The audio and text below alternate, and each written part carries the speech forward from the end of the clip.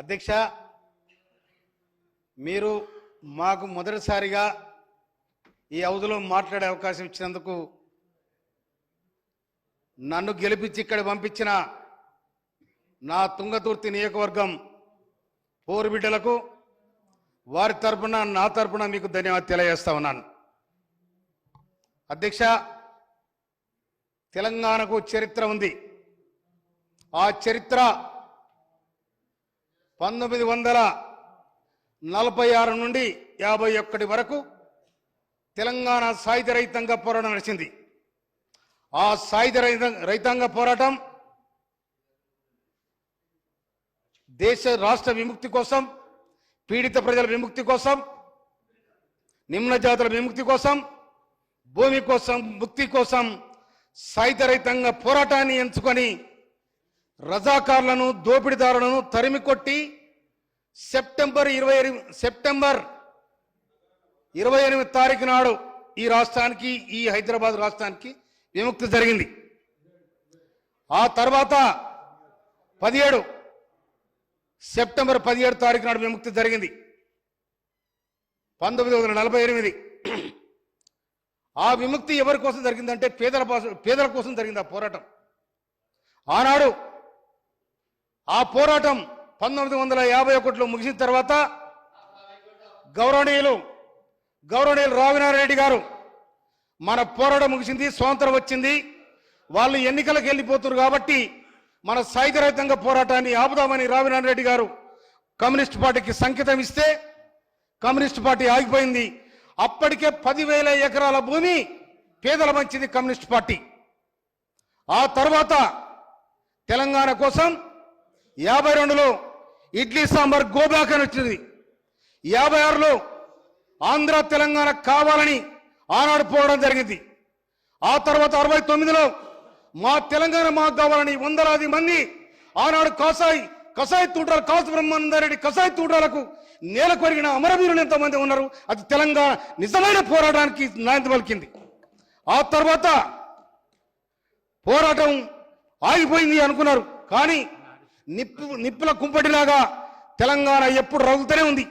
తెలంగాణ అన్నందుకు ఆనాడు సర్కారులు కుక్కను చంపాలంటే ఇది పిచ్చి కుక్కని రాయేసినట్టు నక్సలైట్ పేరు మీద వందలాది మందిని కాల్చి చంపిన చరిత్ర ఇవాళ తెలంగాణ జిల్లాలో ఉంది, ఆ ప్రాంతంలో ఉంది. ఆనాడి పోరాటం, ఆ వ్యవస్థ ఇంకా సమలంగా రావాల తెలంగాణ ఎప్పుడు ఏర్పడుతుందని, నీళ్లు నిధులు నియామకాలని ఈ విధమైన పోరాటాలు జరిగినాయి. 96లో కానీ 97లో కానీ 90లో తెలంగాణ అన్నందుకే గద్దర్ మీద కాల్పులు జరిగినాయి. వేలాది మంది ఆనాడు తెలంగాణ సాయుధ రైతాంగ పోరాటానికి నాంది పలికిన తుంగతుర్తి పోరుగడ్డ బిఎన్ గారు కానీ, స్వరాజ్యం గారు కానీ వాళ్ళందరూ కూడా తెలంగాణ కోసం సాకలైనమ్మ, దొడ్డి కొమరయ్య, మందులు లేవి వీళ్ళందరూ, ఇలాంటి వాళ్ళందరూ కూడా తెలంగాణ కోసం పోరాడి ఆ తెలంగాణ నేపథ్యమే తెలంగాణ ప్రత్యేక రాష్ట్రం కోసం ఒక ఉద్యమాన్ని ప్రారంభించడం జరిగింది. 2000 అరే చెప్తాను, నువ్వు ఆడునవే, నేనున్నా, నీకు తెలియదుకో, నీకేవరక ఆడునా నువ్వు? అలా ఉన్నోళ్ళు ఎవరో చెప్పు నాకు. 2001 ఆడురో చెప్పురే, నీకేవరక? నీకు కూడా ఏం తెలియదు, నువ్వు ఇంత వ్యాపారానికి వచ్చా, నీకేం తెలుసు? చెప్పేది నేను చెప్తాను, నీ కథ చెప్తా.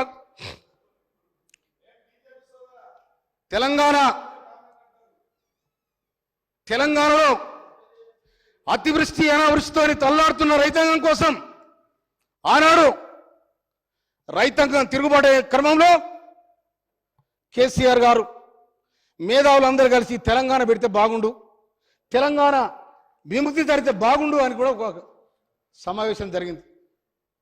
నేను ఆ సమావేశంలో కూడా ఉన్నా. కానీ ఆనాడు అనుకున్న సిద్ధాంతం, ఆనాడు అనుకున్న ఆశయాలు కానీ అన్నీ మట్టిలో కలిసిపోయినాయి. 2001 నుంచి 2014 దాకా పోరాటం బ్రహ్మాండంగా ఉంది అనుకున్నాం. 2000 ఎట్టడునో దళిత ముఖ్యమంత్రి, ఇదేంటో దళిత ముఖ్యమంత్రి ఏది లేదు, ఆరుడే సూర్యుడు దళిత ముఖ్యమంత్రి అన్నాడు. నేను అప్పటికి నమ్మలే, ఎందుకంటే 2001 నుంచి ఉన్నాళ్ళ అప్పటికి నమ్మలే. ఇదేదో గోలు కొట్టిర్రు అనుకున్నా నేను.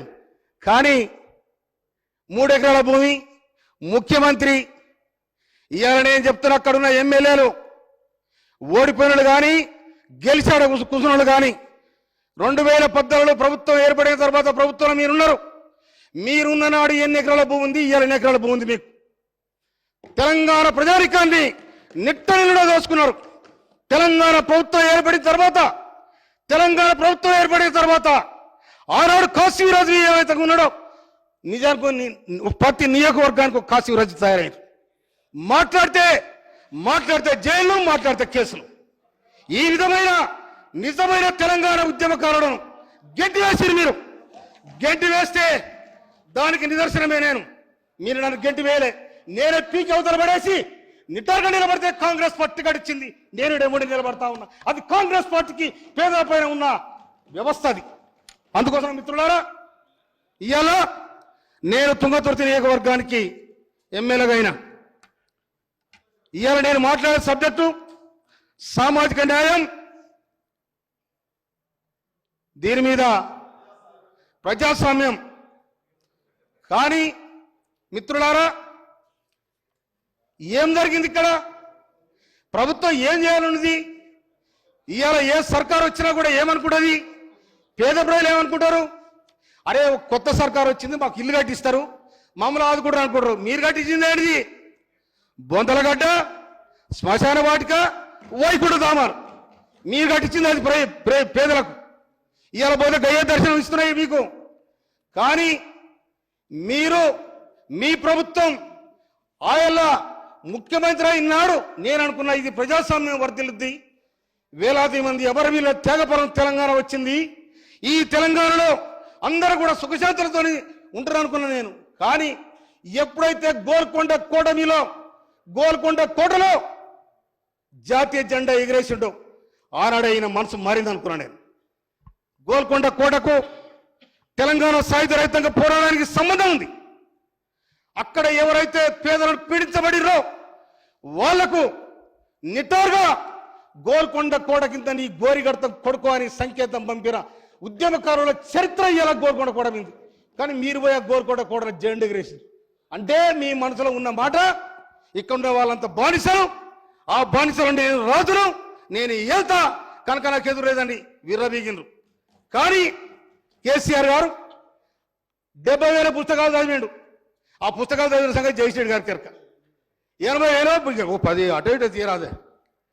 అయితే 80,000 పుస్తకాలు చదివిన సంగతి జయశ్రెడ్డి గారికి ఎరక. కానీ కేసీఆర్ గారు తన పుస్తకం చదువుకోలే. తన పుస్తకం తను చదువుకోక 2023 నవంబర్ 30 తారీఖు నాడు, డిసెంబర్ 3 తారీఖు నాడు కథం అయిపోయింది. అక్కడ కూర్చుడు గోవిందమగం అయిపోయింది. అందుకోసమని మిత్రులారా, ఈ రాజ్యం ఎప్పుడైనా కూడా ఒక పోరాటం జరిగిందంటే దాని వెనకాల త్యాగాలు ఉంటాయి. ఆ త్యాగాల ఫలితాలు రావాలని ప్రతి ఒక్కరు కూడా అనుకుంటారు.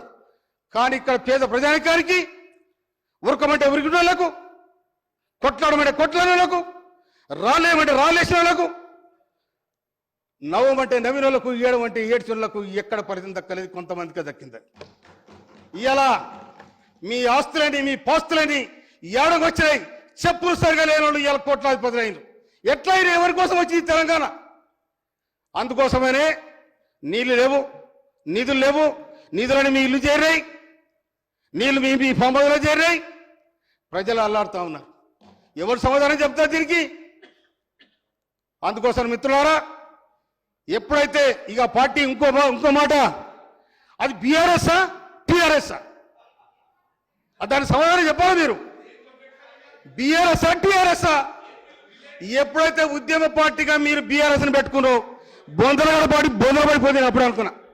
కనుక అది చరిత్ర చెప్తున్న సత్యం. ఇంకొక మాట, నేను సీనియర్ నాయకుని అక్కడ, కానీ నేను అక్కడ ముఖ్యమంత్రిని కలవడానికి 2 సంవత్సరాలు పట్టింది. ఎప్పుడైతే బీఆర్ఎస్ పెట్టిన మహారాష్ట్ర నుంచి వార్డు మెంబర్ వస్తే వాడిని కూర్చొని పెట్టుకోడు, వార్డు మెంబర్ వస్తే కూర్చొని పెట్టుకొని వానికి ఆలాయి తీసుకొని అడ్డు చేసి, కానీ 2001 నుంచి నీ ఎంట ఉన్న వాళ్ళకు అగౌరవపరిచిండ్రు, అన్యాయం చేసిండ్రు. అందుకోసం మిత్రులారా, ఈ అనుభవం తప్పకుండా మీకుంటుందని కూడా మనం చేస్తున్నాను. నేను సామాజిక న్యాయం నీకు డాక్టర్ సాబ్ నీకేమరకు చెప్పు.